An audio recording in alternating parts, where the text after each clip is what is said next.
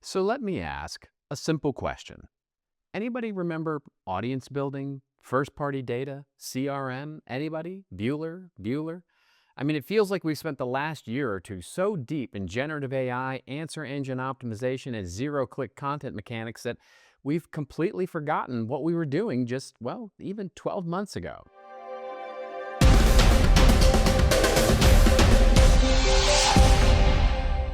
So, just about a year or two ago, we marketers, we were finally starting to get serious about relationships, earning trust, not just attention, but about building audiences that wanted to hear from us, not just renting them.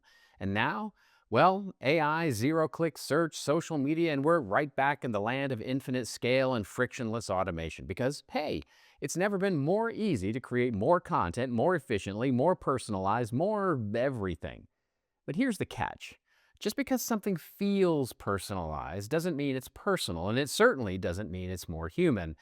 So, naturally, as the tech companies will do to help us marketers rationalize our obsessions, we invented a new buzzword to make ourselves feel better about this. We call it authentic AI. Have you heard this? Authentic AI? Apparently, this is the idea that AI can now deliver genuine, meaningful content experiences at scale. Just, authentic. And sure, in theory, that's lovely, but when I hear the phrase authentic AI, I can't help but feel like it's kind of an oxymoron, right? Authentic, artificial, anyway. I mean, it feels like we're trying to automate something that at its core is fundamentally human relationships, the kind that actually last. Isn't that what we've been supposedly trying to do as marketers for the last 25 years in digital marketing? Which makes me wonder, maybe the boldest move we can make right now, maybe the boldest one is to revisit the fundamentals. Because what if, instead of trying to do more of the thing that we're clearly not good at yet, why don't we do the thing that we never really got good at before? I mean, maybe let's take at least some time to do the human things better. So, there's an old Irish proverb I love. We live in the shelter of each other. And that line has stuck with me for, well, for years.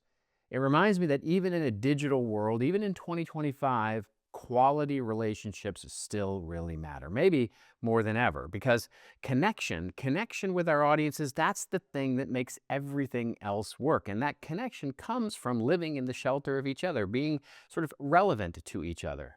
But yeah, we know expectations have changed. I mean, yes, let's be honest. The bar for value is higher, the pace is faster, and thanks to the illusion of AI driven personalization, people, our customers, well, they expect brands to know them, to anticipate them, to respond in real time, and to get it right the first time. And yet, there's the paradox, right? AI can help us move faster, but what it often gives us is not depth, it's just hyper efficiency, predictive content, probable messages, polished, plausible, emptiness. And it gets what basically mostly right, but it misses the why entirely. Over time, what I've seen is that the erosion of why, of soul, is what starts to create real distance from each other. We become forgettable, replaceable. As I like to say, it makes us efficiently irrelevant. Consider the smart fridge in 2025, right? It's your refrigerator and it knows exactly what you want even before you do. I mean, it recommends a new oat milk because statistically, that's what people like you buy based on the things you bought before. And maybe it's right. But is that a relationship or is that just probability dressed up as insight? At a certain point, the brand disappears. There is no narrative. There is no signal of effort. Just a sense that somebody, somewhere, ran a model on your pantry and decided to make, well, the probabilistic recommendation and create an experience out of it. As we automate more and more, at some point, the human layer gets stripped out. And when that happens, what we're left with isn't presence, it's just polish. It's why the AI written message might be flawless, M dashes and all, but the handwritten note, the one that spells your name wrong, but the one that still wins your heart because it showed effort, that is what we miss. So, what do we do about this? Well, maybe we start by rethinking what confidence looks like. Not the kind that comes from always having the right answer, but the kind that comes from showing up, being present, taking a risk, telling the truth, saying, I don't know, and meaning it. That kind of confidence, that values resonance over relevance, and it listens more than it segments. That remembers the audiences aren't just data points in a database, they are people. And that brings us here to the practical part. Here are just 5 ideas that I think we can do to get back to some of our fundamentals here. Now, if you're wondering how to move forward in this weird, wild moment, these 5 provocations, maybe not rules necessarily, not prescriptions, but maybe places to pay attention. One, make AI the co-pilot, not the voice. Use the tools. Yes, they're remarkable, but remember who's driving the story. Seamless experiences are often forgettable. Friction, handled with care, well, it can create meaning, even when the human might be wrong in doing so. Two, earn credibility in public. People don't want polish necessarily. They want your perspective. They want you to show your work. Let them see how your decisions are made. Be transparent about the humans behind the brand voice. Let the humans emerge. Three, rethink what personal means. It's not just name, title, and a clever call to action. Personal is, I didn't know I needed this, but now I do know that I need this. That kind of resonance, that comes from sensitivity and being able to sense the context and read the room, not personal segmentation. Next, treat imperfection as a signal, not a flaw. Let the cracks show a little bit. A little vulnerability might just be your most trustworthy asset.